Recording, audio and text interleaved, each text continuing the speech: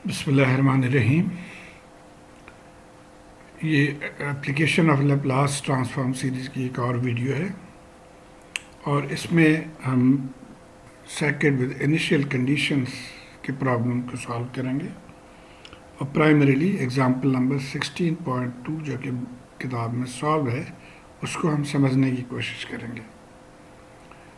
और ये Alexander and Siddiqui की बुक से है। तो आइए एक दफ़ा हम रिवाइज कर लेते हैं जो स्टेप्स हैं वो। सबसे पहले ये होता है कि ट्रांसफॉर्म करते हैं हम सर्किट को from time domain to S domain या लैप्लास डोमेन। उसके बाद हम solve the circuit using nodal analysis, mesh analysis, source transformation, superposition और एनी अदर एनालिसिस टेक्निक। तो जो भी टेक्निक आप समझते हैं कि एप्लीकेबल है उस टेक्निक की मदद से हम उस सर्किट को सॉल्व करते हैं और उसके बाद take the inverse transform of the solution and thus obtain the solution in time domain. तो इनवर्स लैप्लास ट्रांसफॉर्म लेके और हम फिर टाइम डोमेन में उसका आंसर पा लेते हैं या आंसर हासिल कर लेते हैं। तो आइए हम सवाल को देखते हैं। अब ये सवाल है, यहाँ पे फाइंड V0t। ये यहाँ पे कैपेसिटर के अक्रॉस जो वोल्टेज है वही V0t है और यहाँ कंडीशन, इनिशियल कंडीशन दिया हुआ है कि V00 इज़ 5 वोल्ट। तो वो हमने जहन में रखना है इसको। तो आइए सबसे पहले हम इसको कन्वर्ट करते हैं, जो टर्म्स हैं इसके। Convert the circuit in S domain. और सबसे पहले हम इस वोल्टेज सोर्स को देखेंगे। तो ये 10 ETUT है। हम इस फॉर्मूले की मदद से इसको सॉल्व करेंगे। आपको पता है कि E-AT जो है वो 1/s प्लस A के बराबर है। तो इस फॉर्मूले को हम अप्लाई करके यहाँ से हमें आंसर मिल जाएगा 10s प्लस 1, क्योंकि यहाँ पे A की जगह पे 1 है, AT की बजाय 1T है। तो ये हो गया पहले का। उसके बाद हम जो दूसरे सोर्स है डेल्टा, इसको हम कन्वर्ट करेंगे। डेल्टा का अगर आपको याद हो कि डेल्टा जो है इसको लैप्लास डोमेन में, एस डोमेन में इसकी वैल्यू 1 है। तो 2 डेल्टा मीन्स 2 इन दी एस डोमेन। और अब यहाँ पे हमने कैपेसिटर को चेंज करना है और कैपेसिटर विद इनिशियल कंडीशंस के लिए 2 सर्किट्स हमने इससे पिछले वीडियो में पढ़े हुए हैं। ये एक सीरीज़ में है और ये पैरेलल में है। अब सवाल यहाँ पे यही है कि इन दोनों में से किसको हम इस कैपेसिटर की जगह पे इस्तेमाल करेंगे। तो करने को तो आप दोनों ही कर सकते हैं और जवाब आप दोनों से वही हासिल होगा, लेकिन जो आसान तरीका है यहाँ पे, आसान जो लग रहा है वो ये है कि आप देखिए ये दोनों पैरेलल में है। तो इसको आप यहाँ पे फिट कर देंगे तो ये तमाम सर्किट पैरेलल में ही हो जाएंगे सर्किट्स के एलिमेंट्स। तो इसको आसानी से हम सॉल्व कर सकते हैं। तो इसलिए हम इसको अप्लाई करेंगे और इसमें 2 टर्म्स है। एक जो है 1/80। तो 1/80 की वैल्यू हम निकाल लेते हैं यहाँ पे। और यहाँ तक थे हम, ये दोनों हम मालूम कर चुके थे इस सर्किट में। अब हम 1/80 की वैल्यू निकालना चाह रहे थे। तो 1/80 की जगह पे हम 10/s लिखेंगे, क्योंकि ये 0.1 माइक्रोफेरेड है। तो 1 डिवाइडेड बाई s और 0.1 माइक्रोफेरेड, तो ये उल्टा होकर 10/s हो जाएगा। तो ये अब यहाँ पे जब हमने ये फैसला कर लिया था कि हमने इसको इस्तेमाल करना है, यहाँ पे 1/80 की वैल्यू तो हमने यहाँ से ले लिया 10/s। ये जो दूसरा एलिमेंट है जो करंट सोर्स है ये है CV0। तो अब इसको हम यहाँ पे देखिए, गिवन था V0 5 वोल्ट। तो CV0 हो जाएगा 0.1 मल्टीप्लाई बाई 5। 0.1 ये कैपेसिटर की वैल्यू है। तो 0.1 मल्टीप्लाई बाई 5 से हमें 0.5 एम्पेयर ये आ गया। हमने यहाँ पे इसको प्लग कर दिया। अब इसको उठा के हम अपने जो एस डोमेन वाले सर्किट है उसमें लेके जाएंगे।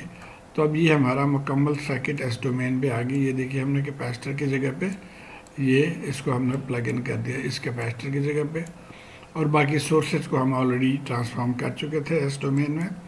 तो ये कंप्लीट सर्किट जो है वो एस डोमेन सर्किट है। अब हमने इसको सॉल्व करना है टू फाइंड V0S। ये V0T है, ये V0S है। आप चाहे वोल्टेज इसके क्रॉस लें या ऊपर से नीचे विद रेफरेंस टू ग्राउंड कर लें, बात एक ही है, इसलिए इसको ऊपर लिखा गया है। तो अब ये सर्किट है। अब इसको हमने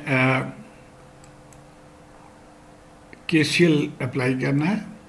ये नोड हो गया है। तो आप यहाँ पे अगर गौर से देखें तो ये ग्राउंड से एक रास्ता ये है जो करंट एंटरिंग, उसके बाद ग्राउंड से ये एक रास्ता है करंट एंटरिंग, और एक रास्ता ये है। तो 3 रास्ते हैं वो करंट एंटरिंग के, और ये 2 रास्ते जो हैं वो करंट लीविंग के हैं। तो current entering is equal to current leaving फार्मूले पे हम अमल करेंगे। तो आइए सबसे लेफ्ट मोस्ट को देखते हैं। तो अब लेफ्ट ये इस पाथ में जो हमने लिखना है वो है ये वोल्टेज सोर्स माइनस ये वोल्टेज डिवाइडेड बाय रेजिस्टेंस, तो V/R। तो ये हमने वोल्टेज सोर्स लिख लिया 10/S+1 ये वाला, माइनस V0 और डिवाइडेड बाय ये रेजिस्टेंस 10। तो ये पहला टर्म आ गया। अब दूसरे करंट एंटरिंग जो है वो ये टर्म है, तो इसको हम लिख लेते हैं। तो 0.5 एम्पियर हमने लिख लिया, और फिर थर्ड टर्म जो है वो हमारा ये है। तो ये करंट एंटरिंग टर्म्स हमारे पास आ गए सारे के सारे।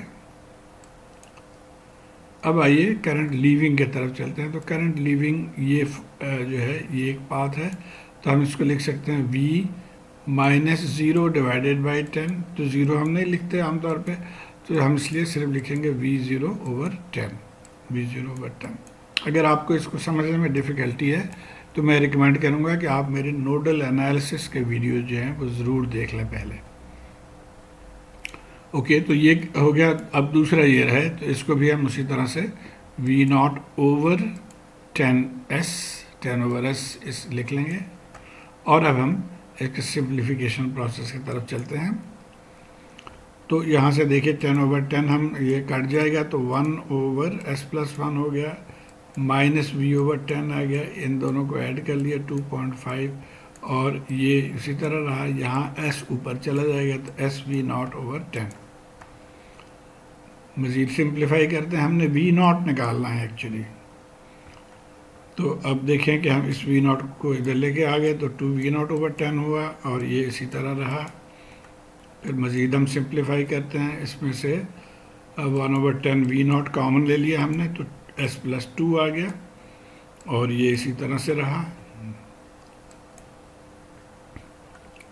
और फिर हम 10 से मल्टीप्लाई कर देते हैं दोनों साइड पे, तो ये 10 ख़त्म हो जाएगा। तो V0 S+2, और ये 10/S+1, और ये 2.5 जो है वो 25 हो गया। तो हम यहाँ पे थे, आगे चलते हैं। इसको मज़ीद हमने सिंप्लीफाई करना है। हमने इसके एलसीएम ले लिया, ये एलसीएम, तो 10 + 25S, 25 मल्टीप्लाई बाई S + 25 × 1 25, और ये इसी तरह रहा। उसके बाद V0 के लिए हम इसको इधर लेके आ जाएंगे, और इसको ऐड कर लिया हमने 25S, और ये ऐड करके 35 हो गया। तो ये हमारा फाइनल इक्वेशन बन गया। लेकिन अब इसमें इसको हम इन्वर्स लैप्लास नहीं ले सकते जब तक कि हम इन टर्म्स को अलग-अलग ना कर लें। तो आपको याद होगा कि हम इसके लिए पार्शियल फ्रैक्शन है उसकी हेल्प लेते हैं। तो आइए हम इसको लिखते हैं पार्शियल फ्रैक्शन के फॉर्म में, A/S+1 + B/S+2, और ये दोनों अननोन्स हैं, इनको हम कई मेथड्स हैं से आप मालूम कर सकते हैं। मैं रेजिड्यू मेथड को फॉलो करता हूँ। तो आइए अब रेजिड्यू मेथड पे हम चलते हैं। रेजिड्यू मेथड में ये होता है कि जो अननोन वेरिएबल है A, इसको हम लिख लेते हैं, और इस V0 को हम उसके डिनोमिनेटर से मल्टीप्लाई करते हैं। तो S+1 मल्टीप्लाई बाय V0 आ गया, V0S लिख लें।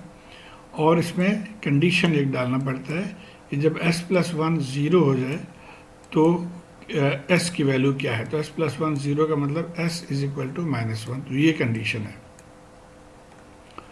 अब जब हम V0S को S1 से मल्टीप्लाई करेंगे, यानी इस टर्म को S1 से मल्टीप्लाई करेंगे, तो ये वाला टर्म कट जाएगा, तो बाकी बच गया हमारे पास 25S + 35 और डिवाइडेड बाई S+2।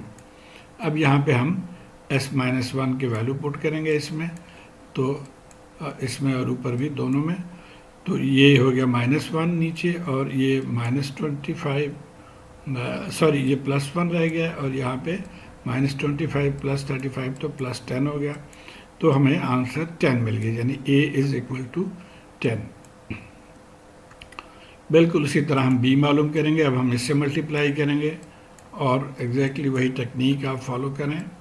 यहाँ पे अब कंडीशन आ गया s इज इक्वल टू -2, तो ये b की वैल्यू हमारे पास है नाउ 15। अब हम इन दोनों को प्लग इन कर देते हैं, तो ये हमारा फाइनल रिजल्ट s डोमेन में आ गया, जो कि सेपरेट टर्म्स यहाँ पे हैं। अब हम इनकी इन्वर्स लेप्लास ले सकते हैं to go into the time domain. तो ये टाइम डोमेन में इसकी वैल्यू जो है वो 10, और 1/s+1 को हम e⁻⁻t लिख सकते हैं टाइम डोमेन में। आई होप आप ये जो पिछले फार्मूला है उसी को हम अप्लाई कर रहे हैं।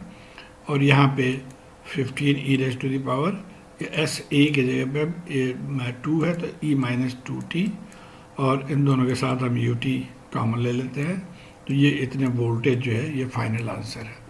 तो उम्मीद है आप इसको समझ गए हैं किस तरह से इस तरह के प्रॉब्लम्स विद इनिशियल कंडीशंस वाले प्रॉब्लम्स को सॉल्व करते हैं। शुक्रिया।